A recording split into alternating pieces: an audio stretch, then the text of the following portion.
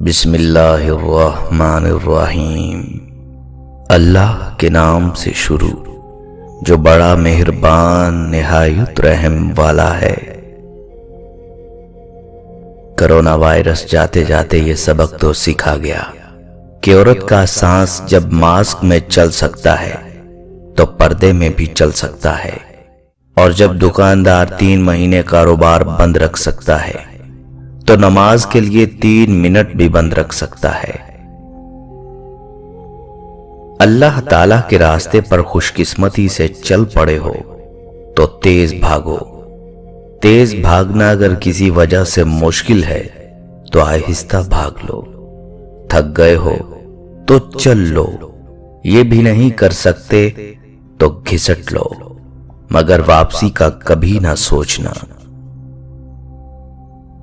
جو آدمی اپنوں کو حقیر سمجھتا ہے دشمن اسے کچل دیتے ہیں۔ انسان کا دل اور نظر قابو میں نہ ہو تو وسوسے پیدا ہوتے ہیں۔ روٹی کا نوالا آپ پیسے سے نہیں بلکہ قسمت سے کھاتے ہیں۔ اللہ کی مرضی نہ ہو تو وہی نوالا جان بھی لے سکتا ہے۔ جب آپ کا کتا آپ پر ہی بھونکنا شروع کر دے تو سمجھ لیں کہ کوئی دوسرا اسے کھانا دے رہا ہے۔ قابل نفرت ہے وہ واعظ جو بھرے ہوئے پیٹ سے منبر پر بھوکوں کو صبر کی تلقین کرتا ہے۔ سب نے پوچھا بہو جہیز میں کیا لائی ہو، کسی نے نہ پوچھا بیٹی کیا کیا چھوڑ آئی ہو۔ انسان جس پر تنقید کرتا ہے اور جس میں کیڑے نکالتا ہے اور جس کو برا سمجھنے لگتا ہے بالآخر ویسا ہو جاتا ہے۔ جس عدالت کے اپنے دروازے کے سامنے 50 روپے کا اسٹامپ پیپر 200 روپے کا فروخت ہو رہا ہو، اس عدالت سے انسان کی توقع رکھنا فضول ہے۔ ان چیزوں کو ترک کر دینا چاہیے جو آپ کو ویسا احساس نہ لوٹائیں جیسے آپ کا ان کے لیے ہوتا ہے۔ کم عقل لوگ بہت زیادہ بولتے ہیں کیونکہ ان کے دماغ میں کچھ نہیں ہوتا۔ عقل مند لوگ زیادہ نہیں بولتے کیونکہ ان کے دماغ میں بہت کچھ ہوتا ہے۔ انتظار وہ احساس ہے جو آپ کو اذیت اور خوشی دونوں چیزوں سے بیک وقت متعارف کرواتا ہے۔ کسی اپنے کے آنے کا انتظار جہاں تسکین دیتا ہے، وہیں ایک ایک لمحہ صدیوں پر محیط ہو کے تکلیف میں مبتلا کر دیتا ہے۔ رابطہ رکھنا کافی نہیں ہوتا، اس رابطے میں اخلاص اور ادب و احترام کا کھچاؤ رکھنا بھی لازم ہوتا ہے۔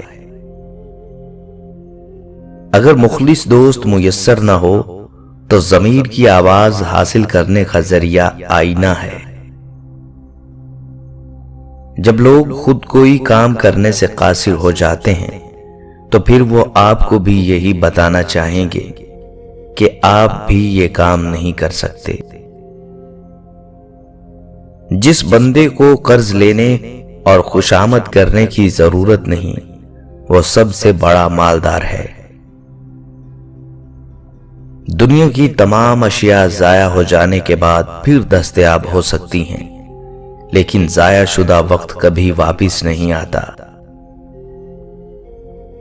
اچھے لفظ تخلیق کرنے کے ساتھ اچھے رویے بھی تخلیق کرنے چاہیے۔ لفظ کتابوں میں زندہ رہتے ہیں، رویے دلوں میں زندہ رہتے ہیں۔ جو اللہ کے آگے روتے ہیں اور ٹوٹ جاتے ہیں تو اللہ انہیں پھر جوڑ دیتا ہے، ایک نئی سوچ دیتا ہے، ایک نئی طاقت دیتا ہے اور ایک نئی راہ دکھاتا ہے۔ کوئی برائی یا مصیبت پہنچے تو اپنی غلطی کے بارے میں سوچنا اہم ہے۔ جب آپ کے چاہنے والے کسی اور کی وجہ سے آپ کو اگنور کرنے لگیں تو سمجھ جائیں کہ وہاں آپ کی محبت اور قدر ختم ہو گئی ہے۔